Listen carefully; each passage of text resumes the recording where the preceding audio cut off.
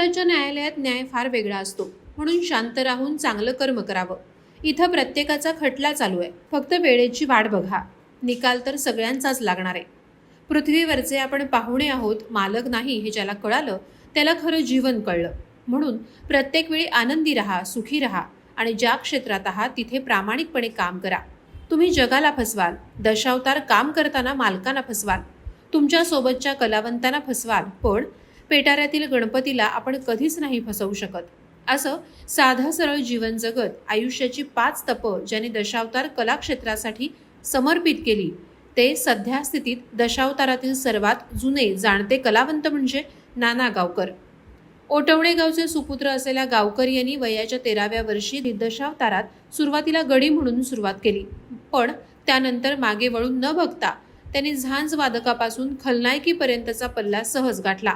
अशा या लौकिक प्राप्त खलनायकी करत अनेक गुणवंत कलाकार घडवणाऱ्या या ज्येष्ठ नटसम्राटास प्रहार डिजिटलचा मानाचा मुजरा आणि वयाच्या शतकोत्तर प्रवासासाठी शुभेच्छा. नमस्कार. प्रहारच्या स्टुडिओमध्ये आपल्या सगळ्यांचं मनपूर्वक स्वागत. प्रहारच्या मुलाखत सत्रात आज आपण एका ज्येष्ठ दशावतारी कलावंतांची मुलाखत ऐकणार आहोत, त्यांचा आस्वाद घेणार आहोत, ज्यांनी वयाच्या 13व्या वर्षी दशावतार कला क्षेत्रात पदार्पण केलं आणि हा म्हणता 50 वर्ष दशावतारासाठी बरंच योगदान दिलं. खरं तर एखादा दिग्गज कलावंत सहज घडत नसतो, त्यामागे त्याग असतो.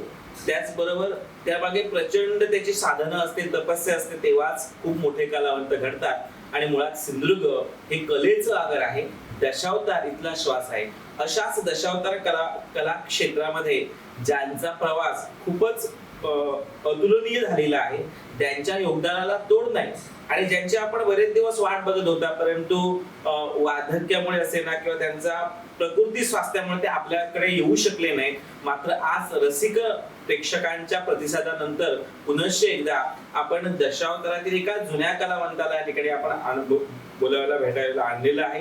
त्यांच्याशी आपण आज चर्चा करणार आहोत. अर्थात हे ओटवणे गावचे सुपुत्र आहे आणि ओटवणे गाव म्हटला की तो कलावंतांचा गाव असून जास्तीत जास्त नारद दशावताराला या गावाने दिलेले आहेत. त्याचबरोबर या गावाची अजून एक खासियत अशी आहे की त्या गावाचा दसरा सुद्धा आगळा वेगळा असतो. अशी एक वेगळी परंपरा लाभलेल्या या गावाला जणू काही दशावतारांची पंढरी म्हटलं तर ते कदाचित वावगं ठरणार नाही.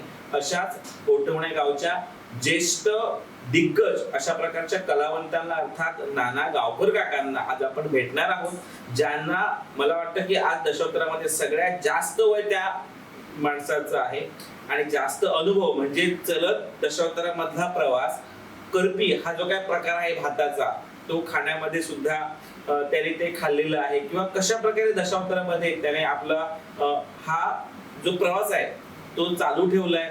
आज त्यांचे सुपुत्र एका चांगल्या पारंपरिक कंपनीमध्ये दशावतारी भूमिका करताना दिसतात. आज आपण भेटणार आहोत नाना गावकर काकांना. मी मायबाप रसिकांच्या वतीनं आणि प्रहारच्या वतीनं काका आपलं मनपूर्वक स्वागत करतो. नमस्कार.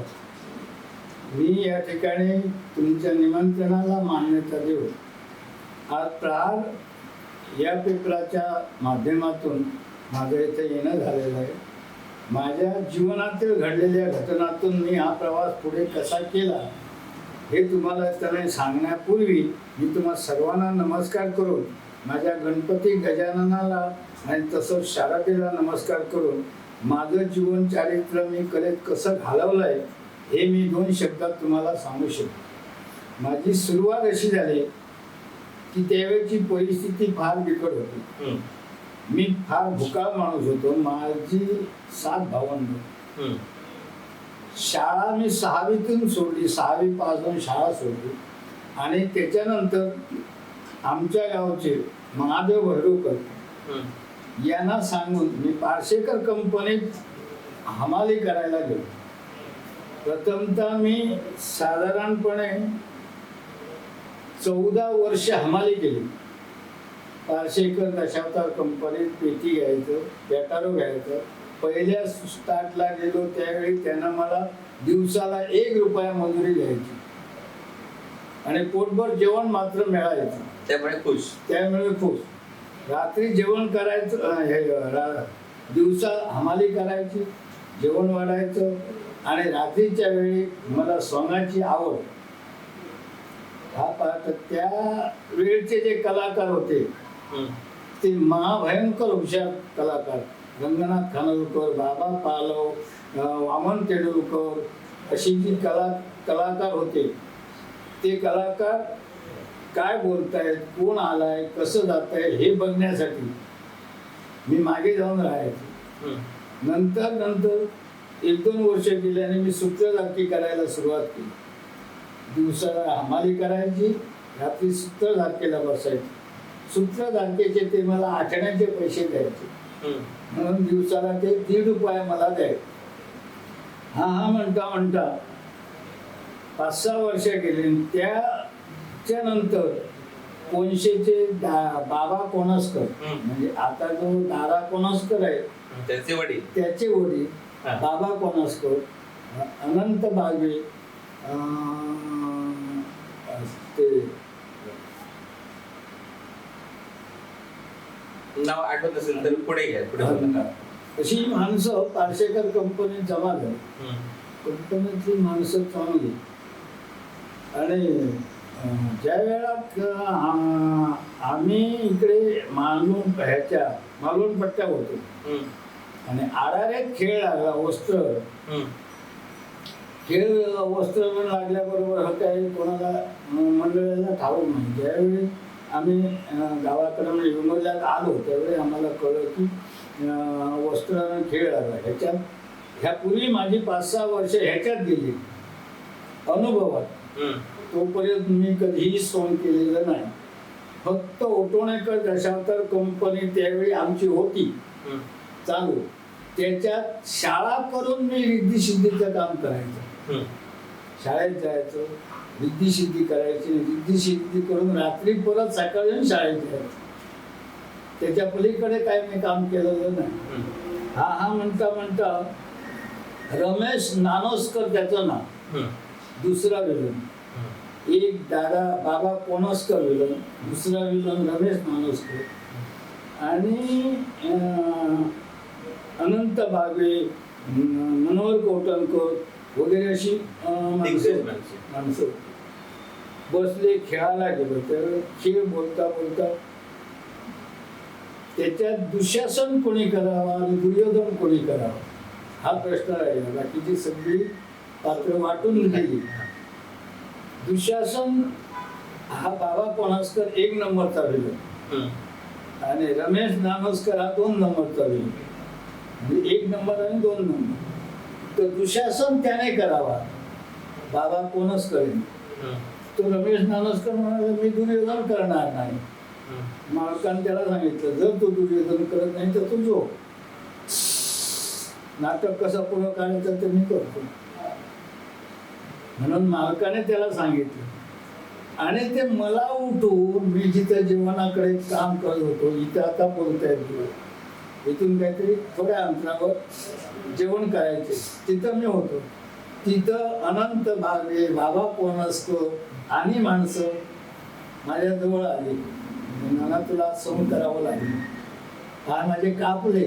ओ कधी सोम केलंच नाही, स्टेजवर गेलोच नाही आणि सोम कसं करावं. तू भिवू नकोस, मी तुझ्या बरोबर आहे. कोण सांगतोय बाबा कोणसकर. पण तू कर, तुला सगळी सजावट मी देतो, तुला रंगवतो, कपडे देतो, सर्व देतो. काय करायचं तर दुर्योधन. बरं मुद्द्याचा प्रश्न आहे. तुम्ही काय तर म्हटलं एक तर मनात आशा आहे करायची पण भूमिकेवर न गेल्यामुळे भीती होती. आता भूमिकेतून जाऊन येईपर्यंत मला झोप नव्हती. जेवलो झोपलो त्याने बसवलं आणि रंगवायला मला सुरुवात केली. रंगवता त्याने संपूर्ण शब्द मला दुर्योधन कसा करावा हे सांगितलं. आणि पहिलीच कचेरी हो, नंतरचा प्रश्न वेगळा. पहिली जयंती माझी. गेलो, जाऊन बसलो, जीवाला नमस्कार केला. त्याने सांगितलेले 2 शब्द बोललो आणि मागाहून बाबा कोणसकर ते दुःशासन. ही माझी नाटकाची पहिली सुरुवात. दुर्योधन वस्त्र आणत मी केला, आनंदबाजी होती. त्याच्यानंतर त्याच कंपनीत परुळ्याच्या एका ऋषी करण्याची वेळ आली. तेव्हा तीच माणसं होती, भिवू नकोस, अमुक पद्धत आहे, हा तू ऋषी कर. ऋषी मी केला. त्या गावच्या लोकांनी मला प्राधान्य दिलं, कारण त्यावेळी माझं तारुण्य होतं. आणि अशातून हळूहळू आता अनुभवाने मी पुढे सरलो. त्याच्यातून आमचे दादा मुली, महादेव लोक, गंगाराम मिस्त्री ही माणसं मला मार्गदर्शनाला होती. आणि त्याच्यातून आमच्याकडे वासू बोर्वे म्हणा होते, त्यानं मला बराचसं सहाय्य केलं. कारण आमच्या परिस्थितीनुसार आम्हाला जे कपडे, रंग ह्या ज्या गोष्टी होत्या ह्या आपल्या स्वतःच्या होत्या. काका, आपण आता मगाशी बोलता बोलता सांगितलं की बारसाकर कंपनीकडे आपण होता आणि एका हिराने सांगितलं मी हे काय करणार नाही. बरोबर. मग मालकाने लगेच त्याला सांगितलं तुला जर करायचं नसेल तर तू झोप. आज जर आपण दशावताराकडे बघितलं तर बऱ्याच अंशी कलावंत मालकाच्या वरचढ होताना दिसतात. तुम्ही याच्याकडे कसं बघता? ते वरचढ होतात म्हणजे बरोबर आहे, कारण मालकांच्या अंकी आहेत ना ते. मालकाकडे ज्याप्रमाणे त्यांचा ठराव असतो त्याप्रमाणे त्यांनी ते काम करायला पाहिजे, हे तर बरोबर. आता तो झोपला आणि सकाळी उठून घरी गेला, हे पार्टी नाही. सकाळी उठणार आणि परत मालकाच्या मागे लागणार, काय करतून मला ठेव. कारण सध्या कलाकार पुष्कळ आहेत. मी एक गेला म्हणजे त्याची कंपनी बंद पडत नाही. पूर्वी तुमच्याकडे ठराव कसे व्हायचे? पूर्वी ठराव म्हणजे असे की तुझा पगार काय, तुला रजा किती, काम काय करणार, हे ठराव आहे. त्या ठरावाप्रमाणे तुला आडवास किती पाहिजे. त्यावेळी आडवास विषय नव्हता. कुठं कोणी तरी क्वचित माझ्या काही गरीब माणूस असेल त्यालाच काहीतरी 500 रुपये दिले तर आता नाही लाखाने रुपये देतात. आता मला सांगा, मालक धंदा करतोय, एक चांगला स्त्रीपाठ आहे, त्याने लाखभर रुपये मागितले तर हा ते पैसे फेडणार की त्याच्या अंगावर फेडणार, हे मालकांना नको विचार करायला. कसं म्हणता तुम्ही? बरोबर. मागणारच हो. 1 लाख रुपये मला दे, मी तुझ्या जवळ आहे, पण त्याचे फेडणार किती, पगार किती, त्याची रोजची खर्च किती, आणि त्याच्यातून फिटणार किती, त्याच्या अंगावर आणणार. दुसऱ्या कंपनीत गेल्याच्या नंतर तो काय करणार? तुमच्या वेळी ठराव केले जायचे, तुम्ही एखाद्या कंपनीत ठरावाला बसलात किंवा तुमचा ठराव झाला आणि मध्ये जर समजा तुमचा मालकाकडून इन्सल्ट झाला किंवा तुमच्या मनासारखं तुम्हाला काम मिळालं नाही तर तुम्हाला सोडून जाता येत होतं का? नाही, जायला हरकत नाही होतं, पण आपल्या बिडाला तो कलंक होता. आपल्या वागणुकीला एक पाणी आहे तरी वागणुकीला एक कलंक होता. उदाहरणार्थ तुम्हाला सांगायचं म्हटलं तर नाही, कंपनीत ज्यावेळी मी गेलो त्यावेळी मी त्याला पगार सांगितला नव्हता. गंगाराम मिस्त्री यांनी त्या माझा पगार ठरवला आणि त्या कंपनीत मी गेलो. सहज माणुसकीतून 2 नंबरचा व्हिलन मी ठरलो तिथे. एकमेकाचे विषय बोलता बोलता एक खेळ ठरला. खेळाचं नाव सेतवान मणिपाळ. भानकर होते, ओमप्रकाश होता, मी होतो, दामलेकर होते, बाबी येतुरकर होते, कांता मेस्त्री होते. अशी माणसं त्या कंपनीत त्यावेळी होती आणि 9 माणसं हो. खेळ अवघ्या 7 माणसाचा. तर त्याने तो कुसगावचा पाणू कुसगावकर त्याने मला सांगितलं, नाना तुम्ही राजा करून पुढे ऋषी करा. अरे राजा करून ऋषी करा, 9 माणसं कंपनीत आहेत. असं असताना मी राजा करून ऋषी करून मी डबल का करावं हाच प्रश्न मला कसं नानकरने सांगितलं. कुणी कोणाकडे काय करावं हा शिक्का मारलेला आहे का? तुम्ही पगार सांगून धंद्यात आलेला आहात, काम पडेल ते करायला पाहिजे. मी स्वाभिमानी हो, मी कधी व्यसन केलेलं नाही, कधी नाही. काही माणसाने प्रयत्न सुद्धा केले माझ्याकडे व्यसन करण्यासाठी, व्यसन केलं नाही. मी म्हटलं राजात काय ऋषीत काय आणखी सुद्धा दोन कामं करण्याची माझी तयारी आहे, फक्त वेळ हवा, काम करू. ज्याला कथानं कला डांबरेकर होते, डांबरेकर मानकर मणिपाल, आणि मी राजा केला. राजा सोडून ह्याला गेलो, ऋषी गेलो. आणि ऋषीच्या टायमात डांबरेकरांना पाठवले, आशीर्वचन देऊन त्यांना सांगितलं तुमचा मित्र तर म्हणजे भांडणाचा विषय आहे म्हणून तुम्हाला मी सांगतो. आपल्या बरोबर दशावतारातील दिग्गज आणि जुने जाणते कलावंत या ठिकाणी चर्चा करतायत. खरं तर मध्ये मध्ये अर्थात काका खोकतात आणि म्हणून त्यामुळे बाकी सगळ्या औपचारिकता बाजूला ठेवून मी पाणी आणले. काका बोला, आणि जेव्हा तुम्हाला वाटेल तेव्हा अवश्य पाणी घ्या, तो तुमचा अधिकार आहे. आणि नंतर मागावून ते आले, कोण मानकर आले आणि नमस्कार केले, आशीर्वाद दिला. विषय बाजूला राहिला आणि नाट्यबाजाप्रमाणे मी त्याला शाप देण्यासाठी गेलो. त्याने मला विचारलं शाप देण्याचा तुला काय, माझ्या ध्यानाचं विसर्जन करण्याचा तुला काय अधिकार. मी ना तुझ्या राजधानी, तुझं अन्न पाणी मला नाही, तुझी नोकर वर्ग माझ्या मागे नाही. मी ज्या देवाची भक्ती करतोय त्या भक्तीच्या आहारावर मी माझं जीवन जगवतोय. असं असताना माझ्या भक्तीत खंड पाडण्याचा तुला काय. या संभाषणावर माझं भांडण झालं. त्या भांडणातून काय निष्पन्न झालं तर ते मागे फिरले सभेतून. मी माझं नाट्यबाचं संपवलं, मागे आलो. सकाळी मालकाने मला बोलवून आपल्या घरी घेतलं आणि त्याने मला 2 शब्द सांगितले. मी म्हटलं जातीवंत कुळातील जन्मा गेलो, मी गावकर समाजातला माणूस आहे, मी तुझा धंदा सांगून घरी जाणार नाही. याच्याही पुढे भांडण झालं तरीही मी धंदा सोडून घरी जाणार नाही. मी तुझा धंदा पूर्ण करणार, त्याच्यानंतरच मी घरी जाणार. काका खरंच तुमच्या स्वाभिमानाला मी वंदन करतो. आणि जे मला बघणारे जे आताच्या पिढीतले कलावंत आहेत त्या कलावंतांनी हा मुद्दा नीट लक्षात ठेवावा. एवढा अपमान मालकाने त्यांना सांगितलं तर त्यावेळी काका दिग्गज कलावंतांच्या रांगेतले एक होते.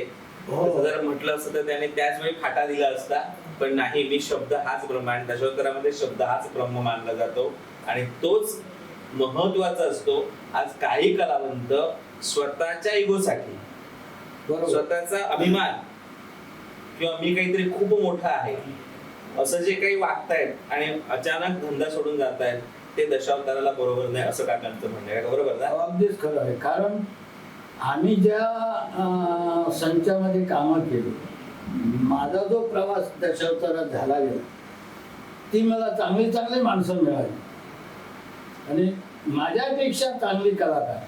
आम्ही ज्यावेळी कंपनी ठरायला जायचो त्यावेळी मालकाला विचारायचो आणखी कोण माणसं आहे, तर अमुक ठीक. मग आनंद व्हायचा. कसा, माझ्यापेक्षा जास्त कलाकार माहितीचा आहे आणि त्याच्यामुळे आपल्याला काहीतरी माहिती मिळेल. असं करून श्रेष्ठांच्या सहाय्याने, श्रेष्ठांच्या मार्गदर्शनाने मी ही दशावताराची चाल पुढे केली. आतापर्यंत कंपनीतून किंवा कुठच्याही रंगभूमीवरून मी रित्यास्त मागं आलेलो नाही. खरंच तुमचं कौतुक करावं तेवढं थोडं आहे. सध्याची युवा पिढी तुमच्या समोर आहे, सध्याच्या युवा पिढी बद्दल तुम्ही काय बोलाल? त्याने एवढंच करावं की आम्ही ज्याप्रमाणे दशावताराची चाल केली, उदाहरणार्थ मालकाला कधीही अडून धरून नये. मेन प्रश्न आहे मालकाचं काहीतरी अडली बाजू, तर ती कलाकाराने सावरायला हवी. पर्यायी उदाहरणार्थ आता साधनं पुष्कळ आहेत, प्रत्येकाच्या पायाखाली गाड्या आहेत, तो जाग्यावर जाऊन पोचू शकतो. त्यावेळेची अशी परिस्थिती होती, सकाळी उठलो, रंग फसला की डोक्यावर बोजा घ्यायचा आणि चालू पडायचा. आता आज किती आहे तर ओटोण्याला आहे, सावंतवाडीतून ओटोण्याला जायचं आहे, तर चराट्याला जाऊन दुपारी त्याने हे केलं, बिराड केलं, म्हणजे जेवणाची सामग्री. तिथं गेले, जेवण केलं, आंघोळ वगैरे केली, झोपली. संध्याकाळी 4 उठले, 4 वाजले तर उठून ते उठवण्याला चालू पडले. ते तिथपर्यंत गेले. त्यावेळेची ही परिस्थिती. आता ती परिस्थिती नाही. असं असू नाही एखाद्या वेळी 1-2 माणसं नाही आले, खेळ दिलेला आहे, तर त्या खेळाला आता बा कोण ही माझी बाजू सावरेल, तर हा माणूस सावरेल, तर त्यानं ते करावं आणि लोकांचं मनोरंजन करून लोकांच्या साह्याने मालकाला त्याच्यातून बाहेर काढावं. उदाहरणार्थ मी माझंही घडलेलं उदाहरण मी तुम्हाला देतो. मामा मोचे माडकर कंपनी माझा ज्यावेळी ठराव झाला त्यावेळी मला तो 30 रुपये मंजुरी द्यायचा, दिवसाला 30 रुपये. ॲडव्हान्स त्याने विचारलं, मी सांगितलं ॲडव्हान्स मला काही नाही. तर रंगनाथ खानोलकर, वसंत बामन, वसंत प्रभू म्हणत त्यांना, चांगल्यापैकी कलाकार, राजाभाऊ आसगावकर, नाना केसरकर, आमचे विष्णू गावकर, लेडीचो दादा राणे, अशी माणसं. आणि विष्णूनं मामाला सांगितलं, विष्णू श्रीपाद, दादा राणो श्रीपाद, मी 2 नंबरचा व्हिलन, 1 नंबरचा व्हिलन नाना केसरकर. तर गावाचं तुम्हाला नाव सांगतो, साखरेतून सुटलो, रावण म्हणून गाव आहे गोव्यात, तिथं जत्रा मामाची. आणि विष्णूने सांगितलं की आज मी येत नाही, उद्या येतो. हे कोणाला कळलं काही ठाऊक नाही. कलाकाराने एका गावात पिन मारले की तुम्ही गरुडवरच खेळ मारा. कारण त्या गरुडवरण खेळात 2 स्त्री पाळल्याशिवाय तो खेळ होणार नाही. करावं कसं? बरं, तो आरतीवाला होता, तो शांबू सकाराम, म्हणजे तो फक्त आरतच फिरायचा, टोपट सुद्धा हे काय होत नाही. शेवटी त्यानं मला खाली संडासाच्या निमित्तानं खाली घेऊन गेली. काय कर, पण तू लुगडं नेसून सगळेच जा. गणपतीला स्मरून सांगतोय तुमच्या समोर, मी खोटं बोलेन. त्यावेळी मामा होते. ह्याच्यात 2 बाजू आहेत, म्हणजे एक व्यसन आणि एक मालकाचं अडलेलं काम. 2 गोष्टी मला तुम्हाला सांगायच्या आहेत. तर काय कर, तुझ्या बरोबर कृष्ण वसंत प्रभू आहे, तू फक्त रुक्मिणी जा. मका म्हटलं रंगवायला येणार नाही, स्त्रीपणाने नेसायला पण येणार नाही. आरतीवाला शशी दुतोणकर म्हणून आलेले तर नाही का, खोलीत मला नेलं, कोणाला कळू दिलं नाही. कंपनीत तर कलाकारांना सुद्धा ठाऊक नाही, फक्त वसंत बामन, नाना केसरकर आणि मला तिघांना ठाऊक. खोलीत गेलो, त्याने सजावट केली माझी, सजवल्यात. आणि ते कसे जाय काय करत हा थोडासा अनुभव होता. मी गेलो, त्यानं सांगितलेले 2 शब्द मी बोललो, गाण्याला सुरुवात केली. गाणं म्हटलं, गाणं संप कृष्ण आला, वसंत बामन, आणि पुढचं नाटक पुरं झालं. कोणा पब्लिकाला काही कळू दिलं नाही, हा श्रीपाद कोण आहे किंवा काय. सकाळी मामाने साखळेला मुक्काम, वसंत बामन, नाना केसरकर यांच्याकडे निरोप दिला. नाना गावकर यांना मी खाली बोलवलं म्हणून सांग, म्हणजे बाजारात वाळवंटावर आमचा बिरा. गेलो आम्ही खाली गेलो आणि मामा म्हणाले चला रे चला जाऊया. वसंत प्रभू, नाना केसरकर, मी आणि मामा मोठे माळ. समोर असं एक बार होतं, बारात गेलो. बारात गेल्याच्या नंतर मामाने ऑर्डर दिली, त्याने ती सगळ्या बाटली आणून ठेवल्या आणि कोणाकोणाला काय हो ते घ्या. वसंत प्रभू तू घेणार, आम्ही नाना केसरकर घेणार, मला काय घेई त्यावेळी. पण ते कोणाला कळायला नव्हतं, कोणालाच ठाऊक नाही. मी त्या सर्व बाटल्यांना हात लावला आणि पाया पडलो. मला ह्याच्यात तर काही नव्हतं. तुम्हाला जर द्यायचं असेल तर इतर काय आहे ते मला दे. नाही म्हणालो, घेतलंच पाहिजे, तुम्ही कितीही करा मला तुमचा धंदा सोडावा लागला तरी चालेल, पण मी या वाटीला हात लावणार नाही. असं मी त्याला शब्दाचं सांगितलं. त्याने मग तिथे काय असेल आम्हाला आवडेल ते तुम्ही घ्या. अर्थात याच्या मागे मामा मोचमाडकरांची दुसरी एक बाजू होती की आपल्या कलाकाराने आपली लाज राखली, हा, त्याला बरोबर. बक्षीस दिलं पाहिजे. होय. म्हणून जे आपल्याला आवडतं ते आपण दुसऱ्याला पुढे करतो. त्याच्यामध्ये व्यसनाधीन करण्याचा प्रयत्न असा काही नव्हता. म्हणजे तो हा व्यसनी आहे की नाही हे हे check केलं. आम्हाला शोधायचं होतं. चेक केलं. हा ते चेक केलं. आम्ही नाश्ता पाणी केला, बिराडला आलो त्यावेळी सगळी बिराडातली मंडळी उभी केली त्याने. मामाचा तेवढा धाप होतो भाऊ, आणि मला बोलवलं आणि पाठीवर थाप मारला. नानांनो, जसे तुम्ही आता असेच तुम्ही राहा, आयुष्यात तुमचं कधीही वाईट होणार नाही, अरे वा. तुमचं कल्याण होईल असं म्हटलं. आणि त्यावेळी मला त्याने 100 रुपये बक्षीस दिली बिराडला काढून. सगळ्यांसमोर 30 रुपये पगार हा. आणि याने 100 रुपये. मला माझी आज इज्जत सांभाळली दिसते. तेवढाच मात्र स्त्रीपाठ मी केलं ना, तर स्त्रीपाठ करून मी सगळं म्हणजे तसं जर तुम्ही मनात आणलं असतं तर तुम्ही नकारही देऊ शकला असता, हा हा हा कारण तुम्ही हो. 2 नंबरच्या विलन आहात ना. नाही करणार नाही. परत दुसरा त्याच्याच कंपनीचा एक अनुभव सांगतो. आमच्या तळकट गावी हा. जत्रा आठवड्यांचं तळकट इसून कुमोडाला जायचं. कुमोडासून चौपूसून आमोलेसून माळगाव अशी त्यांची फेरी होती.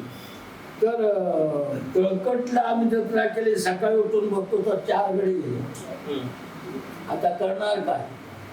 शेवटी स्वतः मी आणि आणखी एक पार्टी आणि हे आपलं आरतीवाला यानं बेगा घेतल्या डोकीवर आणि आम्ही कुमोड्याला गेलो. कुमोड्यासून चौकूळ केली आणि चौकूळसून आमुले केली. आणि तिथे मात्र मालकानं सांगितलं की आता तुम्ही बेगा घ्यायच्या नाही. ते काम आम्ही केलं. असं करून हा प्रवास आम्ही पुढे करून काका खरंच म्हणजे तुम्हाला नमस्कार करू किंवा ऋण व्यक्त करू काहीच कळत नाहीये. नाही. मी खरंच सांगायचं म्हटलं तर माझ्या परिस्थितीतून हा मी मार्ग स्वीकारला होता. त्याच्यातून बऱ्याच कलाकारांचे मला मार्गदर्शन मिळालं. काही कलाकारांचा मी मारही खाल्ला, पण माझ्या मने ध्येय एकच होता की मला ही कला शिकायची आहे आणि या रंगमंचावर याच्या समोर उभं राहून मला ती कला करायची आहे. उदाहरणार्थ पार्सेकर कंपनी त्यावेळी, आता कपडे नाही असे हाफ पॅन्ट खाकी आणि शर्ट घालून मी घाणीला बसवायचो. पार्सेकर कंपनीचे प्रभाकर पार्सेकरांचे वडील शंकर पार्सेकर हे दारू प्यायचे त्यावेळी. तर ते पेटी वाजवायचे. बाबा शेर्लेकर हा तबल्याला यायचा, मी घाणीला. सकाराम तळावकर त्यावेळेच्या फक्त 9 कंपनी 9 कंपनी त्याच्यासारखा पार्टी गाणारा दुसरा कोणी नाही. एवढा चांगला गाणारा कुठच्या तरी, आता माझ्या गाव काय लक्षात नाही, कुठच्या तरी गावात त्यानं स्त्रीपाठ केला. स्त्रीपाठातून तो सगळे झाला. 4 शब्द बोलला आणि त्याने गाण्याला सुरुवात केली. जीव जुळत तुझ्यासाठी प्रिय करा, वाट पाहुणे शिनले काय, त्याला आस्था लावली त्याने.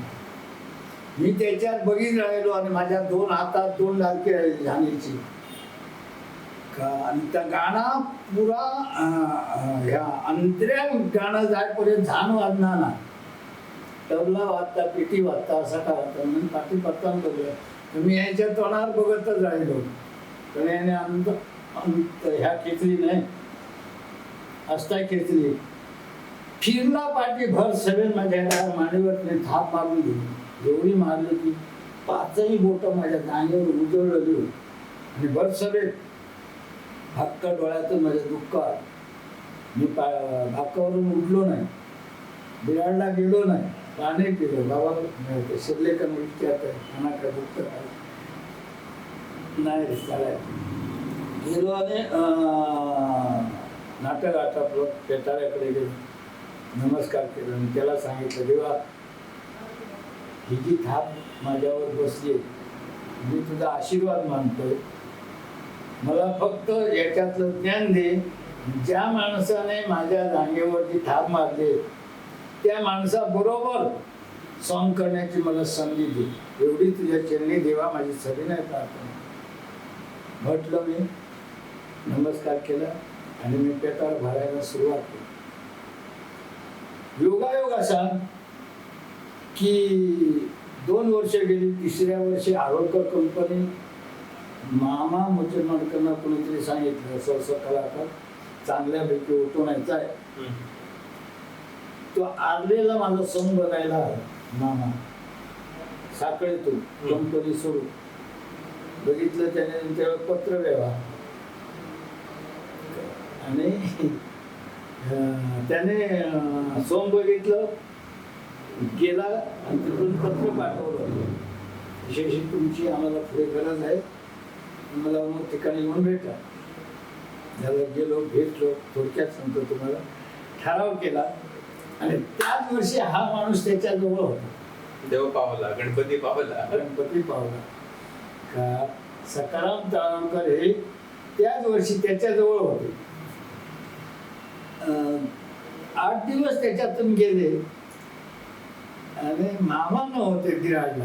मामा असताना बिराडला काही बोलायला मिळत नव्हतं. मामा नव्हते बिराडला. त्यावेळी सकाराम तळवकर यांना आठवण करून दिली, तळवकर तुम्ही पारसेकर कंपनी माझ्या मांडीवर म्हटलं थाप मारली होती, आठवतं तुम्हाला? असं नाही केव्हा तरी असं म्हणतात. अरे सकीट करतात, आवाजाचा पाडी आणि गाणारा चांगला. बऱ्याचशा कलाकार टबलजींना त्याने हात जागेवर ठेवायला लागला, एवढा चांगला कला. हो, तर म्हटलं त्यावेळी मी गणपतीकडे प्रार्थना केली होती, काय तर ज्या माणसानं माझ्या जागेवर थाप मारली त्याच्या समोर मला सम करण्याची जेव्हा संधी दिली. आणि आज 10 दिवस झाले तुमच्या समोर मी सम करतोय. लक्षात पाहिजे गणपतीची कृपा. एवढ्या पुढे मी माझी पाऊलवाट चालू ठेवली. काका खरंच म्हणजे तुमच्या या पूर्ण जीवन प्रवासातून अनेक गोष्टी घेण्यासारख्या आहेत. अपमानाचा बदला अपमानाने घ्यायचा नसतो, तर अपमानाचा बदला त्याच्यासमोर खंबीरपणे उभं राहून घ्यायचा असतो. हे शिकण्यासारखं आहे. काका तुमच्या काळचं दशावतार आणि आताचं दशावतार याच्यामध्ये फरक जाणवतोय का? जाणवतं. काय जाणवतं? जाणवतं म्हणजे आता एक समजा आपल्याला कुठचा खेळ चालू आहे म्हणजे ह्या खेळात माझी भूमिका काय आहे, मला कुठे काय बोलायचं, तर तो मागे घडलेला प्रकार तुला बोलू शकतो, पण तो किती बोलावा त्याला तारतम्य आहे, त्याला काहीतरी तारतम्य आहे, त्याला मर्यादा आहे. बरे सभेत गेल्याच्या नंतर आपल्या पुढे एक पात्र कोणतंही पात्र आहे, ते आपल्या आसनावर रूढ झालेलं आहे आणि आपण गेलो दरवाजावर राहून किती वेळ बोलावं ह्याला सुद्धा मर्यादा आहे. आम्ही ती मर्यादा सांभाळून गेली. नाहीपेक्षा तू जर इथं बोलत राहिलास तर तो तिथं बाका ह्याच्या आसनावर जाईल. बरोबर बरोबर. पब्लिकांचा लक्ष त्याच्याकडे आहे, तुझ्याकडे आहे. पब्लिक मधून असं येता कामा नये की बंद करे आता पुढे चल. हे पब्लिकने कधी बोलता उपयोगाचं नाही. एवढी संयमता कलाकाराने सांभाळून पुढची पावलं पुढे टाकायची. खूप खूप छान मार्गदर्शन. दुसरी गोष्ट अशी, समोरचं पात्र काय बोलतोय आणि आपण काय बोलतोय याचा पुरेपूर विचार करून त्याप्रमाणे त्याने पुढे पावलं चालवायची. आता त्या माझ्या बरोबर मी मुलगा, बाबा पालव आई मुलांचं आमचं म्हणजे त्या तारुण्यात आजगोकर कंपनी जास्तीत जास्त माझे दिवस आरोलकर आणि आजगोकर कंपनीत गेले. मामाकडे गेलो, खानोलकरकडे गेलो, आजगोकरकडे गेलो, नाई मचमारकरकडे गेलो. फक्त गेलो नाही तो चन्मनकर आणि वाळावकर या 2 कंपनीमध्ये गेलो. सर्व कंपनी केली, सर्व भूमिका केल्या. फक्त भूमिका केली नाही ती नारद स्त्रीपाठ एकदा केला श्रीपाद आणि हा भीष्म भीष्म नाही केला. आणि तो प्रौढ विष्णू हा बाल विष्णू केला मी. प्रौढ विष्णू नाही गेले. प्रौढ विष्णू नाही. द्रोण केला. काका आताचे ते संयुक्त नाटक तुम्ही बघत असाल, आताच्या संयुक्त नाटकाबद्दल तुमचं ज्येष्ठ कलावंत म्हणून मत काय आहे? ते आता जे संयुक्त दशावतार म्हणून कार्य करतात. तुम्हाला थोडक्यात सांगायचं तर पहिल्या वर्षी मी गेलो होतो, मला बोलवलं होतं नेरूळमध्ये. तिथे खेळाचं नाव काय ते तिने बरंच दिलं होतं. तिथे चिरीमुळी, मी, आमचा कांता मेस्त्री, यशवंत तेंडुलकर, गुरु व्यवस्थिपाठ, जो आमचा बाबी तुर्को, हा असे स्त्रीपाठ होते. अजराज उद्धार म्हणजे राजा दशरथ कौशल्य विवाह हा खेळ चालू होता. पण आमचा हा होता गोव्यातला तो भटजी दामोदर ते होते.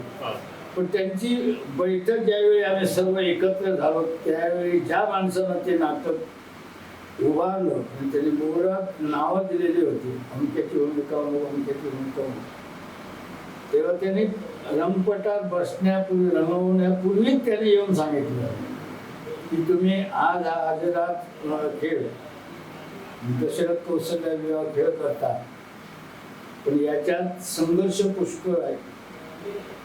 हा जो आम्ही खेळ उभा केलेला आहे तो फक्त ज्येष्ठ कलाकार काय करतात आणि पुढे ते कलाकाराने नूतन कलाकाराने काय करावं हे करण्यासाठी आम्ही हा खेळ उभा केलेला आहे.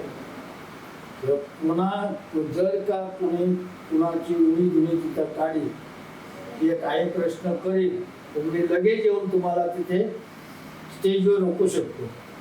नाटक हे काय आहे, नाटक हे कसं करावं, समोरचा पात्र कोण आहे, तो मुलगा आहे, हा बाप आहे, ती आई आहे, हा मुलगा आहे, हे सांभाळून तुम्ही नाटक पुढे करून चालू. एवढं नाटक त्यांना आवडलं की छान, नाटक सुंदर झालं. तसं आता जे संयुक्त दशावतार नाट्य मंडळ करतायत त्याने करावं, बिंदास करावं असं माझं म्हणणं नाही की करू नये, पण एका वाकाची उणी धुणी काढू नये.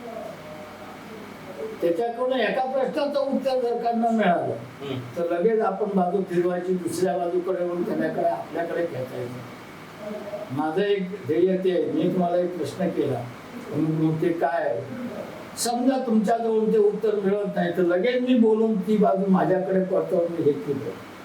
आज ते दिसत नाहीये. हा, आज ते नाही दिसत.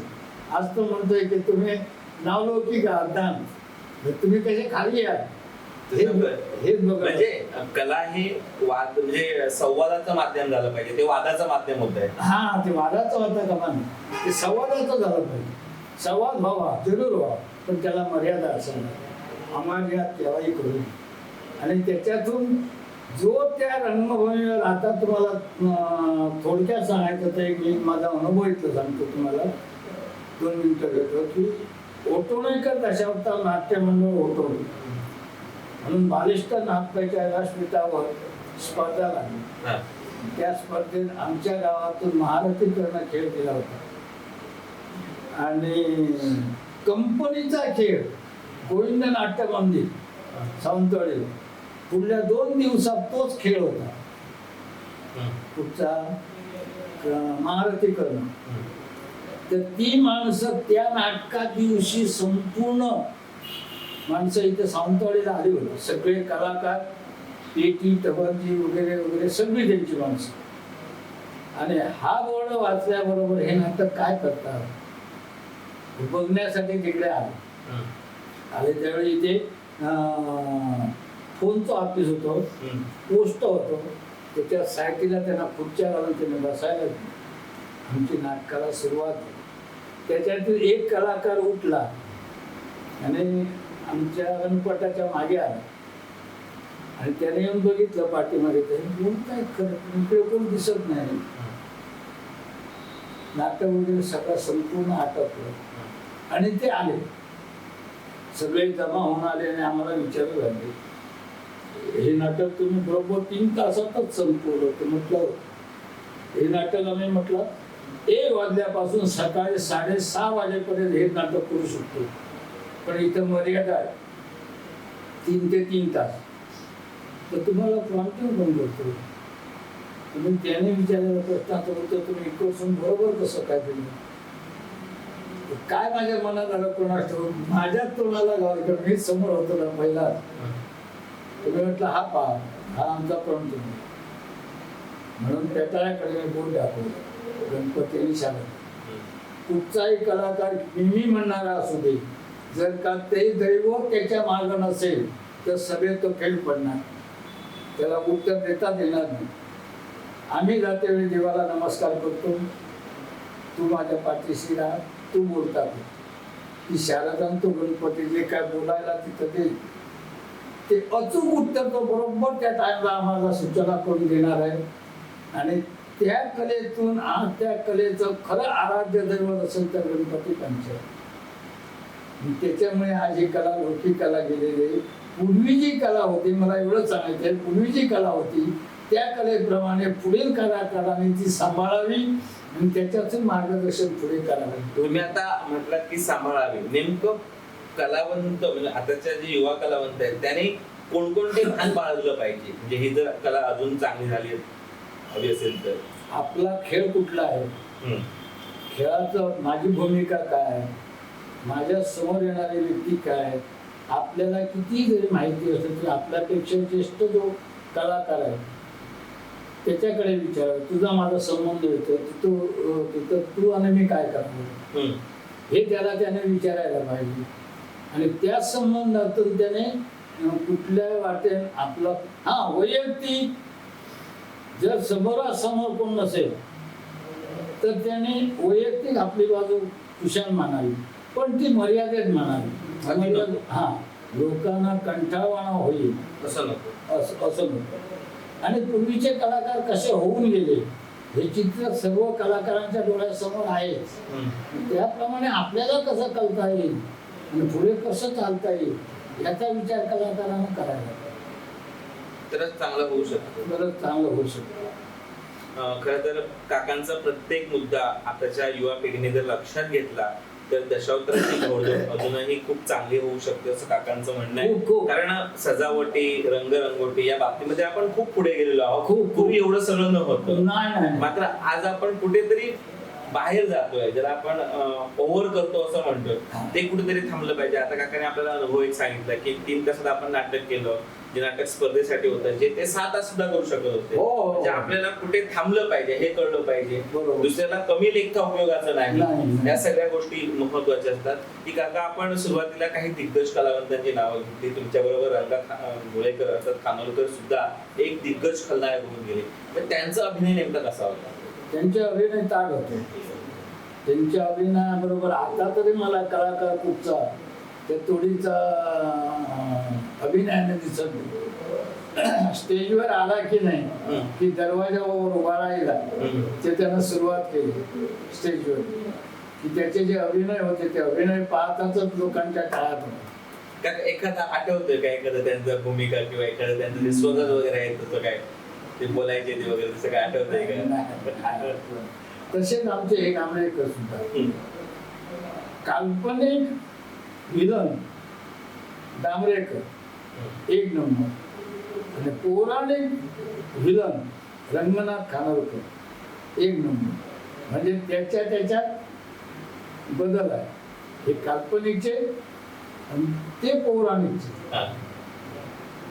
डांबरेकर आमचे अभिनय करीत वाक्याप्रमाणे अभिनय द्यायचा, पण तो कमरेवर घालायचा, कमरेच्या खाली पाय त्यांचे कधी हलवायचे नाही असे त्यांचे अभिनय होते. आणि हा पाय जेव्हा टेकले की नाही की धारेबा त्यांचा आवाज होता रंगनाथ खानोलकर. आणि त्याचप्रमाणे ते अभिनय करून दाखवायचे कायम मुलं पॉवरफुल, प्रश्नच नाही. ते बघितलेलं आहे. वामन तेंडुलकर, आमचे नाना केसरकर यांचे सुद्धा त्याप्रमाणेच अभिनय करायचे. ते अभिनय दिसणार सुद्धा नाही असं. आताच्या कलावंतांचे अभिनय तुम्हाला त्याच्याबद्दल काय म्हणताय? नाही आहेत ना, काही कलाकारांचे म्हणजे ठराविक जर कलाकार बघितले की नाही तर त्यांचे अनुभव तसे आहेत. अभिनय काही बोलतात ते सुद्धा पौराणिकातून बोलतात.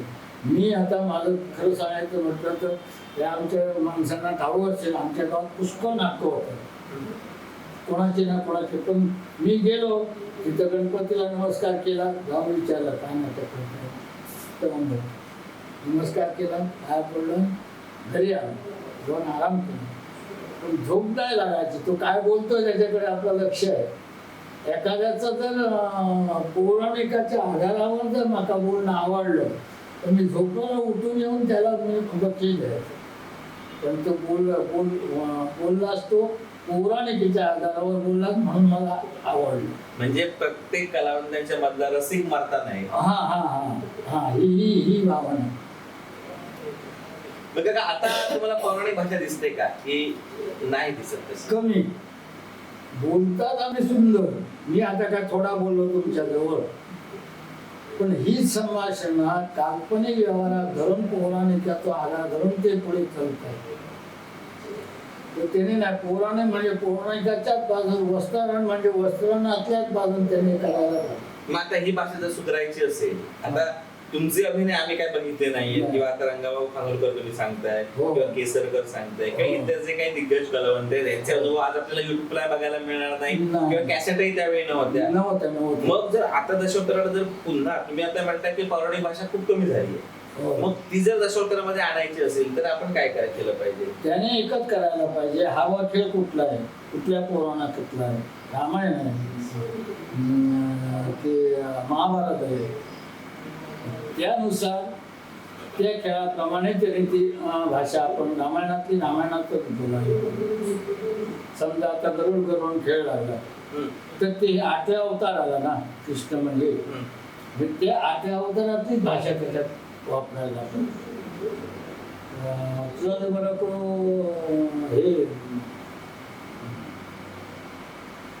रामायणात गेलो, लवंकुश खेळ लागला तर त्याने रामायणातलंच बोलायला पाहिजे. 8व्या अवतारात रामायणात बोलतात. किंवा काही गोष्टी आपल्याला माहिती असूनही ते बोलता का पाहिजे, टाळले पाहिजे. हा अशी त्याची मर्यादा पाळायला पाहिजे. त्यांनी त्याला अनुसरून जर तो पुढे गेला की ना तेव्हा म्हणाला सर्व लोकांनाही वाटेल की आज पूर्वीची कला जागृत आहे, ती जागृत होते. त्यावेळी आता सारसा त्यावेळचा विलंब बाकावर जाऊन पटकन केव्हाही उडी मारत नव्हता. आमचं ते असं नाही. 4 मेढ्याच्या खाली मंडप उभा केलेला आहे, एक बाकडा ठेवलेला आहे, त्याच्यावर आमचं सर्व आहे. राजवैभव आहे, बायकोचा महाल आहे, अरण्य आहे. हे सगळं आम्हाला तिथं शब्दानं उभं करायचं आहे.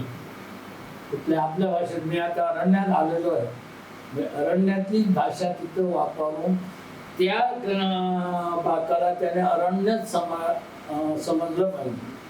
त्यावेळी त्यांनी बाकावर उडी मारली म्हणून काय नाही. पण एखाद्या राजकर्त्याचा राजमहाल आहे, राज एक विलन येतोय आणि विलन आल्याच्या नंतर तो राजा बाजूला आसनावर विराजमान आहे, बाजूला जातो, त्यावेळी तो विलन त्याच्या बाकावर उडी मारतो. हे चुकीचं आहे. म्हणजे ही चुकीची गोष्ट नाही का? तुम्हाला कसं वाटतं? नाही, बरोबर. खरं तर ज्येष्ठांचे अनुभव खूप महत्वाचे असतात. आम्ही त्यावेळी जातेवेळी सुद्धा मी विलनच करायचो, नंतर मी राजपात्राकडे होतो. तर कधीही चुकून सुद्धा मी बाकावर पाय ठेवला नाही, कारण ते त्याचं आसन आहे. राजा आहे म्हणजे त्याचं आसन आहे. तो ज्यावेळी आसनावर बस म्हणेल त्याच वेळी त्याने बसायचं आसनावर.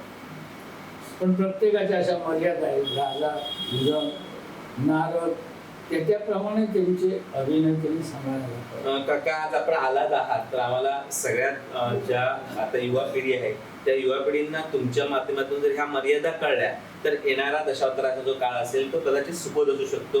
त्यामुळे तुम्ही प्रत्येकाच्या मर्यादा सांगा की राजाचं वागणं कसं असलं पाहिजे, खलनायकी वागणं कसं असलं पाहिजे, स्त्री पाळचं वागणं कसं असलं पाहिजे, जेणेकरून त्यांचा वापर ते आपले दैनंदिन अभिनयामध्ये करू शकतात. आता राजपाट मंत्र्याच्या नंतर त्यांना आपली भूमिका काय आहे ही समजावून घेतली पाहिजे. सभेत गेल्याच्या नंतर तो आसनावर उभा झाला. आसनावर उभा झाल्याच्या नंतर त्याने आपली बाजू उभी केली. मी राजकर्ता आहे, पुढे माझं अमुक एक कर्तव्य आहे, ते मला पार पडायचं आहे. त्या विचारानं तो राजकर्त्यानं आपली कचेरी पूर्ण केली. बाहेर पडली की विलन गेला, म्हणजे एक राक्षस म्हणा किंवा विलन म्हणा, तो गेला. तर त्याने गेल्या गेल्या बाकावर केव्हा एवढी मारायची. त्याने प्रथमतः आपण कोण आलोय, कशासाठी आलोय, का करतोय, हे थोडक्यात आपली भूमिका त्याने उभी करावी. बरोबर.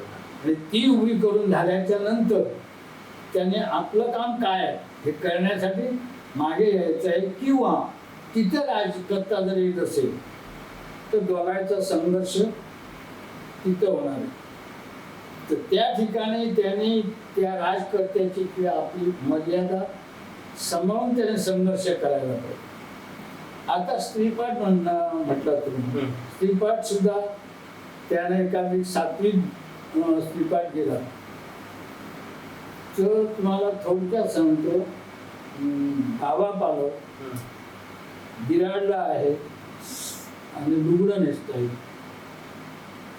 आणि त्यावेळेला जर बाबाला सांगितलं, हो बाबा ठुमरी पडली तुमच्या, हो झालं माझं, तर ती बाबा पालो ते लुगडं नेसत दरवाजावर जायचे. तिथे गेले की तिने ते इतके असे लागी केले, गुंटाळ्याने वर डोकी बसून पदर घेतला आणि सभेत गेले. सभेत गेल्याच्या नंतर ते जे आपलं आवरावर जे देहाची करायचे, ती एखादी जर स्त्री समोर जर अस्ताव्यस्त बसलेली असेल तर तिनं आपलं लुगडं सावरायलाच हवं. म्हणजे इतकं प्रबोधन व्हायचं त्या काळात. हा, इतका प्रबोधन. आणि ते बोलूनही बाबा ते दाखवायचे. आणि ते बघितल्याच्या नंतर कुठली स्त्री कशी जरी असली तरी तिने आपलं नेसन सांभाळायला पाहिजे. त्याप्रमाणे प्रयत्न करावे आताच्या पिढीने. त्याप्रमाणे होणार नाही, नक्की करतील. आपण आशावादी राहूया. आणि ज्यावरती तुम्ही इथे आलात, त्यांना अधिकाराने सांगताय, त्यावरती नक्की त्यांच्यामध्ये शिकण्याची कुवत आहे, ते शिकू शकतात. असं त्यांनी सांभाळावं. समोरचं पात्र आलं तर त्यावेळी बाबाने बाळ या शब्दात एक आतुरता निर्माण केली. मी आता ते स्त्रीपाठ पुष्कळ पाहिले, पण तो जो आपल्या मुलाला हात मारले, कोण बाबा पालो होऊन गेले त्यांचे बाळ म्हणून जे हात दिले, त्याचा जो आर्तस्वर होता तो स्वर आताच्या एकाही स्त्रीपाठाच्या आवाजात नाही. आता बाळ म्हणतात सर्वच बाळ म्हणतात, बाप म्हणतात सर्वच बाळ म्हणतात, आई म्हणतात सर्वच आई म्हणतात. अशाही गोष्टी आहेत. खरंच सुंदर आहे. आणि नारद हा सुद्धा महत्वाचा असतो दशावतारामधल्या कॅरेक्टर मध्ये. त्यांचं साधारण कसं कॅरेक्टर असलं पाहिजे? आता नारद म्हटल्याच्या नंतर साधारणपणे इतकं काय त्याच्यात हे दिसत नाही. साधारण म्हणजे ओके, पूर्वीसारखंच आहे साधारणपणे त्याप्रमाणे आहे. आता सध्या आमचे कामच्या मेस्त्री करतायत ना नारद, पण आहे. म्हणजे आता नारदाची तेवढी हे नाही, काय नाही. नारद दोन्ही वाटेनं त्याप्रमाणे असायला हवा. नकली हवा आहे, असली हवा, दोन्ही गोष्टी पाहिजे त्याच्यात. नाही तर नुसता जर गाणं म्हणत आला आणि ते नादाला काय ते सांगितलं किंवा समोरच्या व्यक्तीला सांगितलं निघून गेला, त्याला अर्थ नाही. त्याच्यात रंगेलपणा निर्माण करणं हे नारदाचं कर्तव्य. पण सध्या पाहिलं की नाही तर बरेचसे नारद आहेत. आणि साधारण खेळ मिळणं एवढं नाही, पण बरे म्हणजे आहे. नारद हे कॅरेक्टर तुमच्या दृष्टीने तुम्ही जे अनुभवलात तसंच साधारण आता आहे. फक्त बाकीचे हे तुम्ही सुरुवातीला सांगितलं, मग राजा असू द्या किंवा तुमचा विलन असू द्या किंवा तुमची स्त्रीपाठ असू द्या, हे कुठेतरी तळ्यात मळ्यात होत आहे. ते सुधारण्याचा प्रयत्न आमचे म्हणजे कलावंत करतील. आणि नक्की आम्हाला त्याची खात्री आहे 100%.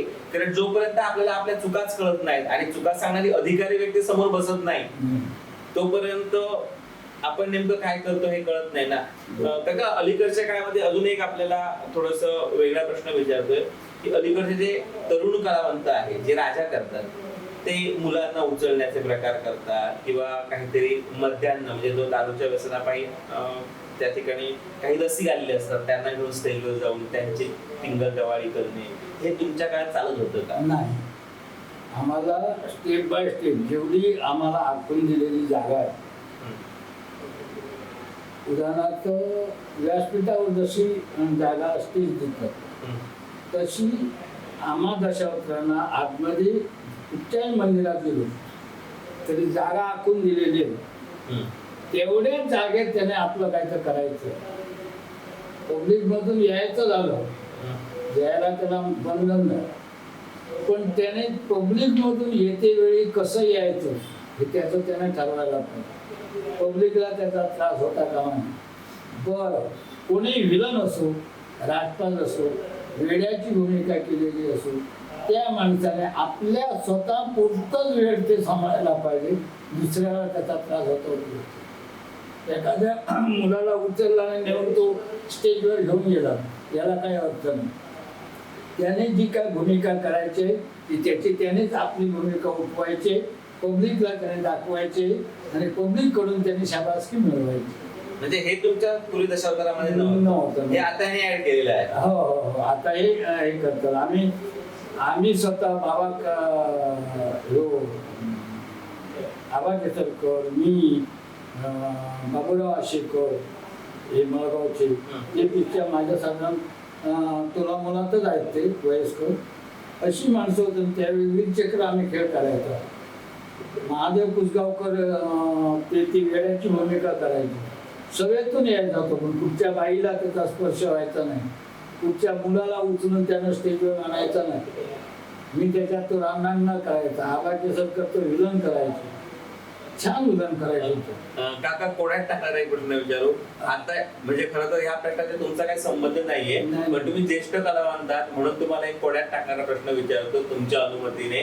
का करत असावे हे मुलाची भूमिका, म्हणजे मुलाला उचलणं वगैरे, दारू घेणाऱ्या व्यक्तीशी छेडाछेड करणं? हे कसं आहे, स्वतःच मोठेपणा दुसऱ्याला दाखवण्यासाठी. आज खरोखरच वेळ आहे, मुलाला नेलं तिथं सोडलं, तो मुलगा पुन्हा येतोय, एखादा मुलगा हसत येतोय, एखाद्या मुलाला उचलून त्याने नेलं तर तो रडत केव्हा आपल्या आईकडे येतोय असं त्याला वाटतंय. पण हे करणं माझ्या मते फार चुकीचं आहे. त्याने जर केलं तर मी खराच वेडा आहे असं समजून त्याने केलं. जर तू वेडा आहे आणि मुलाला उचललं तर मग त्याला आपटला काढलं. हा वेडा आहे आणि त्या मुलाला म्हणजे गावात जे काय मिळेल ते तो उचलेल ना, हे तर बरोबर. तर आता टाळ वगैरे काय घेऊन गेलोस तू तुझ्या जागेत जा. तुका जी आखून दिलेली जागा आहे ते जागेत तू वाटेल ते कर, पण तेवढ्या मर्यादेत कर. पब्लिकला त्याचा त्रास होता. खूप सुंदर काका तुम्ही विश्लेषण या प्रश्नाचं माझ्याकडे केलं. खरंच तुमच्या या प्रगल्भ प्रतिभेला आम्ही सॅल्यूट करतो, नमस्कार करतो. म्हणजे इतकं सुंदर तुम्ही विश्लेषण केलं की वेड्या जर आहे तर तो आपण ना आपण आपल्या पुरतच करायला पाहिजे. आपण नाटक करायचं आहे ना, पब्लिकला दाखवायचं. आणि माझं प्रांजल मध्ये कसं आहे, ही नाटकच नव्हे तर जगाला आपण हा अनुभव देतो.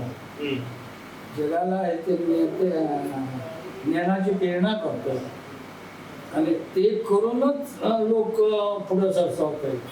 हा महा इतिहास जुन्या कलाकारांनी आजपर्यंत जागृत ठेवला. आणि हे का पूर्वीचं जे होतं की नाही ते काय आम्ही बघितलं नाही, पण त्यावेळेस सांगायचे एवढे खापरं ठेवायची मडक्याची आणि त्याच्या शेणाच्या शेणी टाकायच्या, राखेल घेऊन जायचं. राजा यायचा झाला की त्याने राखेल जरा टाकलं का घमकर लाईट पेटली. त्या लाईटीवर त्यावेळी ते नाटकं करायचे. रंग काय, नळ्याचा रंग, काळ्या कोळशाचा रंग, पण त्याच्यात हळूहळू पुढे बत्त्या झाल्या. लाईटी घ्यायच्या राखेलच्या बत्त्या झाल्या, पेट्रोमॅक्स. त्याच्यानंतर लाईट झाली, अनेक सुधारणा झाली. आता कलाकार चांगला रंगवतो. राधा म्हणजे राधा, शंकर म्हणजे शंकर, विष्णू म्हणजे विष्णू. ह्याप्रमाणे रंगकामात कसाही कोणीतरी हात होऊ शकत नाही. एवढी चांगले रंगकामं करतात. त्यावेळी ही रंगकामं नव्हती. आमच्या माझ्या ह्याच्यापर्यंत हे आता रंग आम्ही सगळे स्वतः घ्यायचे, स्वतः तयार करायचे, स्वतः रंग तयार करून स्वतः रंगायचे. आता आमचे हात चालत नाही. काका तुम्ही चालत प्रवास बऱ्याच ठिकाणी केलेला खूप. त्यावेळी गाड्यात नव्हत्या. नव्हत्या. मग एक नेहमी दशावतारासाठी चर्चेचा विषय ठरलेला म्हणजे करपी असा काहीतरी एक प्रयोग वापरतो बघा. दशावतार लोक करपी खायचे. नेमका काय तो विषय होता करपी वगैरे? विषय म्हणजे कसं आहे, एखादं रानपी रानात करतोय, हात चांगला झाला पाहिजे म्हणून त्याने कदाचित आग केली. त्याच्या खालच्या तळाचा टोपाचा भात संपूर्ण लागतो आणि तो जळला जातो. तो जळलेला भात जर भातात जळेल तर एखादा पार्टी त्याला मारू शकेल. त्यावेळी पार्ट्यांची 10 गडीला होती, 7 गडी होते त्यावेळी. पार्टी 7, गडी 7 आणि त्याच्या बाहेर पेटी, टबरजी, सूत्रधार, आरतीवाला. त्याने जेवण चांगलं करायला पाहिजे. सगळ्यात पहिली तर ती करते वेळी त्यात हळूवारपणे तो वरचा भात काढून त्याने तळवावर टाकला. ती बुटची करपी असते की नाही, भात करापलेला असतो, तो काढून एका बाजूला ठेवला. कोणाला एखादा भाकरीची ज्याला आवड आहे तो काय म्हणतो, एक उतरलेला भात आहे, करपी आहे का? तर होय, हाड येतोय माझ्याकडे. मी त्याने दिली. एवढी त्याला चव येते की आपण जशी भाकरी घरी भाजून खातो त्याप्रमाणे त्या भाताला. हो हो, आम्ही खाय. पण केवढी, एवढा तुकडा अशी म्हणजे ती संपूर्ण भाताचं जे काय स्र आहे त्या करपीत उतरलेलं असतं. सत्व तेच मिळतं. हा, सत्व तेच मिळतं. करपी सहसा कोण करपी खात नव्हते, क्वचित कोणीतरी खाल्ली तर, नाही तर पण दशावताराचा एक वेगळा विषय होता. वेगळा विषय होता. आणि काही जेवण काय असायचं? डाळ भात भाजी रात्री. आणि दुपारच्या वेळी? दुपारच्या वेळात मासे, मटण रेग्युलर. फक्त एकादशी, सोमवार ह्या 2 दिवसाला मासे किंवा मटण नाही. दुपारचं, रात्रीचं डाळ भात. मालकांचं त्याकडे धाक कसा असायचा? म्हणजे मालक तुमच्या बरोबरच असायचे का? हो, मालक आमच्या बरोबर असायचे, बरोबर फिरायचे आणि आमच्या बरोबर चालायचे सुद्धा. क्वचित कुठंतरी तसं वाटलं तर पुढे गाडीने गेला तर गेला, नाहीतर नाही. जाग्यावर गेल्याच्या नंतर आता 11 वाजता जाग्यावर गेलो तर 12:30 पुढे जेवण ओके व्हायला पाहिजे. 12:30ला जेवण ओके झालं तू आंघोळ कर अथवा नको करू, जेवायलाच. जेवण झालं की तरी जेवण वाढायला सुरुवात केली. मालकाची धाकत दिला मालक काहीतरी आधी ते बघितलं जेवणाचं काय करतात, काय सवरतात. तर ती जेवण झालं का मंडळी जेवली का झोपली. मग तिकडे कोणी गोष्टीला जायचं नाही. किती टाइम लागेल तरी 4 वाजता किंवा 5 वाजता. तर त्या टाइमला तरी एका कोणाला तरी उठवलं की तो सर्वांना उठवत दे. त्याने तोंड धुतली, बॅगा बंद केल्या, ठेव गड्याच्या ताब्यात दिल्या, चालू कर. आता रात्री काय करायला पाहिजे हे आम्ही त्यावेळी चालताना बोलत चालायचं. आज नाटक वगैरे काय करूया, तर एक वत्सलाहरण करूया. तर वत्सलाहरणात ती भूमिका कोण कोण, अमुक अमुक अमुक अमुक तू अमुक तू अमुक अमुक झाला चालला. जाग्यात जाऊन जर ताप बदलला, गावाल्याने जर सांगितलं की आम्हाला एक अमुक खेळ पाहिजे, तर तो मला मात्र सांगेल हे खेळ गावाला अमुक मागतो. मग तो कसाही हो झालाच पाहिजे अशी मागवतो. हो, होतो. आणि जर जात नसेल, एखादे आपल्याकडे माणसं नसतील तर त्यांना सांगायचं हा खेळ आमच्यापासून होणार नाही, माणसं कमी आहे.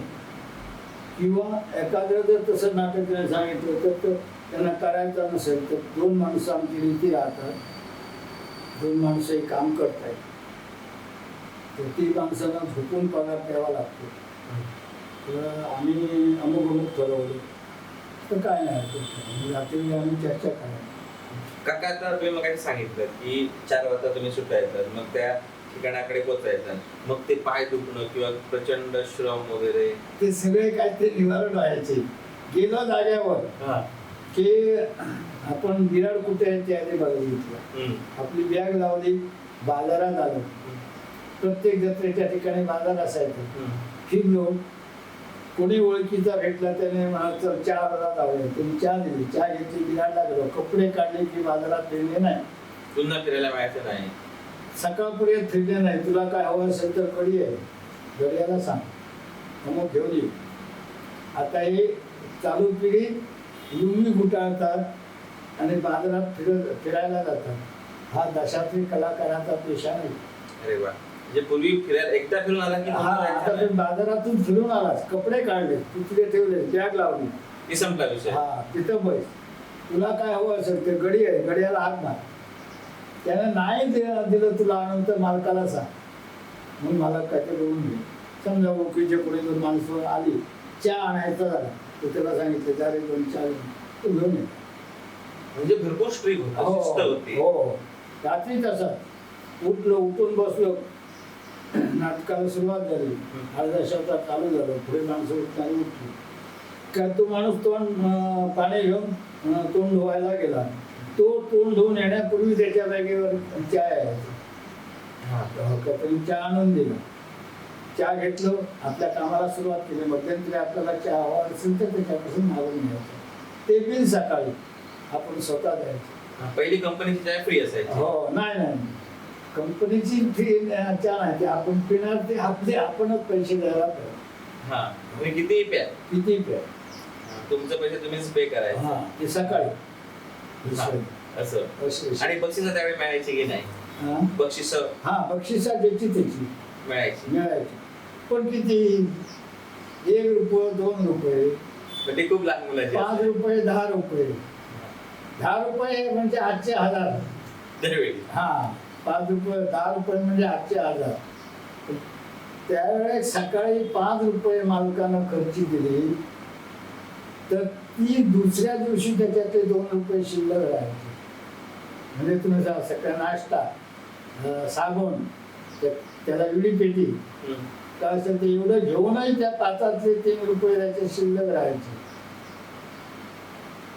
म्हणजे ह्याप्रमाणे खर्च. काका, आणि तुम्ही एकदा बाहेर पडला की मग घरी कधी यायचं? घरी जवळपास असलं की घरी जायचं नाही यायचं. किंवा पड असली ना की बाबा उद्या नाटक नाही आहे, त्यातून मला तर आपल्या दिवशी सांगू शकतो उद्या नाटक नाही, ज्याला कोणाला थांबायचं असेल त्यांनी थांबा, बिराड अमुकला आहे.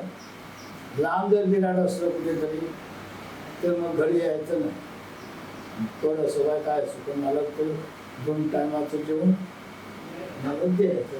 खरं तर म्हणजे संसारापासून, घरापासून अलिप्त राहून तुम्ही दशावतार लोककलेची केलेली सेवा आहे. म्हणजे एक प्रकारचं हे आमच्या दशावतारी रसिकांवर केलेले ऋण आहे.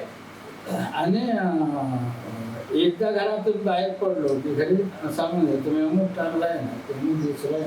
मग ही तुमच्या नंतर सगळी जबाबदारी तुमची घरच्या पत्नी हो पूर्णपणे, आणि त्याप्रमाणे ती सांभाळली. तसंच काय असलं तर येऊन 8 केव्हा 8-10 दिवसांनी आलो तर सांगायचं. नाहीपेक्षा एक मामाची कंपनी एकदा गोव्यात गेली की 4 महिने इकडे नाही, तो माणूस इकडे नाही, कंपनी इकडे नाही.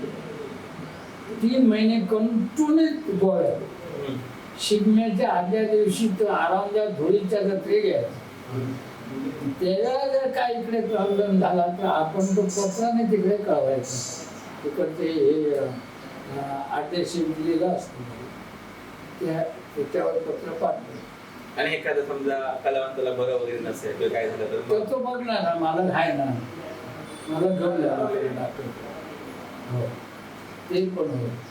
काका, आता तुम्ही सगळ्या जुन्या गोष्टी मला सांगितल्या. तुम्ही आता तुम्हाला तुमच्याकडून हे जाणून घ्यायला आवडेल, पुढे तुम्हाला दशावतार कसं बघायला आवडेल?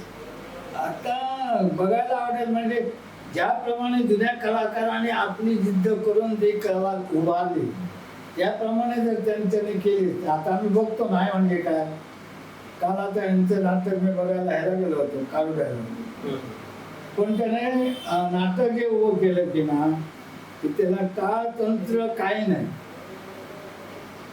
आता मला सांगा, पोराने खेळ उभा केला तर त्याच्यात कॉमेडी खूप कुठून येतो, कसं काय ते मिश्रण होतं तेच काय मला कळत नाही. कॉमेडी करावं नाही असं नाही, पण त्याच्यातून काहीतरी त्याला अनुसरून असायला पाहिजे. उदाहरणार्थ आमच्याकडे सदवा पाटील खेळ करतो, त्याच्यात कॉमेडी आहे. सदवा पाटील आहे की नाही, तर हा कॉमेडी, पण त्याला नाटकाचा गाभा त्याच्याकडे आहे. आता प्रत्येक तुमचं म्हणणं आहे की प्रत्येक नाटकात कॉमेडी असते. हा, पण त्याला गाभा पाहिजे ना, नाटकाला त्या गाभा पाहिजे. कारण त्या पाटलाची जी मुली असते ते मुली बरोबर राजा लग्न करतो का, तर ती एकच वाक्य म्हणतो, पुरुषाच्या भाग्यापेक्षा स्त्रियांचं चारित्र्य ठोक. तर कसं ते पटवून तू दिलं पाहिजे, याच्यासाठी तो तिच्याशी लग्न करतात. त्या लग्नासाठी तो पाटलाची मुली आहे ना, तो पाटील हा कॉमेडी, बायको त्याची कॉमेडी, ती कॉमेडीपणा त्या नाटकाला जोडलेली आहे. असं ती कॉमेडी जे तुम्ही घालताय की ना, त्या नाटकाला जोडून घाला ना, असं एक माझं म्हणणं आहे. नक्कीच ह्याही सूचनेचा आदरपूर्वक स्वीकार आमचे कलाकार बांधव करतील. आता खरंच तुमची तब्येत सुद्धा व्यवस्थित नाही, मध्ये मध्ये तुम्ही खोकताय, तरी पण तुम्ही आम्हाला अगदी निवांतपणे छानपैकी आपल्याची गोष्ट मारताय. आपलं कुठेतरी थांबणं खूप गरजेचं आहे, त्यामुळे ते थांबणं काय आपण थांबणार आहोत. पुनश्च एकदा आपण या ठिकाणी आलात, मुक्तपणे व्यक्त झालात. व्यक्त होत असताना काही महत्वाच्या सूचना तुम्ही आमच्या कलावंतांना केलात, किंवा दशावतार काय असलं पाहिजे ह्या अगदी अधिकार भावनेने सांगितलात. तुमचा प्रवास जो होता, पायी प्रवास, घराच्या होणारी ताटाटूट, त्यातून हमालापासून एक दिग्गज खलनायक अशा प्रकारची तुमची जी जे काही प्रवास होता, तो प्रवास आज पुन्हा एकदा रसिकांना अनुभवता येणार आहे. मी पुनश्च एकदा आपलं मनपूर्वक ऋण व्यक्त करतो. तुम्हाला दीर्घायुष्य लाभो अशी परमेश्वराच्या चरणी प्रार्थना करतो. आणि तुम्ही यानंतर सुद्धा, आता सुद्धा तुम्ही भूमिका करताय की नाही? नाही, असं कुठंतरी जर त्याने संयुक्त श्रेष्ठ कलाकार म्हणून जर कोणीतरी बोलवलं तरच मी जातो, नाही तर नक्कीच. पण तुमचा मुलगा मात्र हा वारसा जपतोय, चालवतोय, त्याला सुद्धा प्रहारच्या वतीने शुभेच्छा. तुम्ही आणि ते विचारतात, अजूनही विचारतात. आता आमचा आता विठ्ठल गावकर याला मी तयार केला, आमचा हरिश्चंद्र गावकर गोव्यातला, याला या दशावतार इकडे मी आणला. ओटोण्याला येते वेळी प्रत्येक काला तो आला की सारे ओटोण्यात माणसं म्हणायची, नानाचा गोळीकार आला, नानाचा गोळीकार होतो. पौर्णिमेला यायचा आणि ह्याला पौर्णिमेला पुन्हा गावी येऊन आपल्या घरी जायचं. मला वाटतं हरिश्चंद्र गावकर काकांनी मुलाखतीमध्ये तुमचं नक्की सांगितलंय या गोष्टी, की आपण कसा घडलो. हो, त्याला घडवायला कारणीभूतच मी. अशी बरीचशी माणसं जो माझ्या सहवासात आला आणि ज्याने मला विचारलं त्यांना मी मार्गदर्शन केलेलं आहे. आता तर बरेच लोक तुमच्या सहवासात आले या मुलाखतीच्या माध्यमातून, त्यामुळे त्या सगळ्यांचं परिवर्तन चांगलं हो अशी गणेशाचरणी प्रार्थना करूया आणि आपण इथे थांबूया. पुन्हा एकदा मनपूर्वक आभार. आणि मी तुमचे सर्वांचे आवाहन म्हणतो की योगायोगानं तुम्ही ह्या प्रहारच्या माध्यमातून मला इथपर्यंत आणलं आणि ही तुम्ही मला संधी दिली, ह्याच्याबद्दल मी तुम्हा सर्वांचे मनपूर्वक आभार मानतो. धन्यवाद. नमस्कार, पुन्हा एकदा धन्यवाद.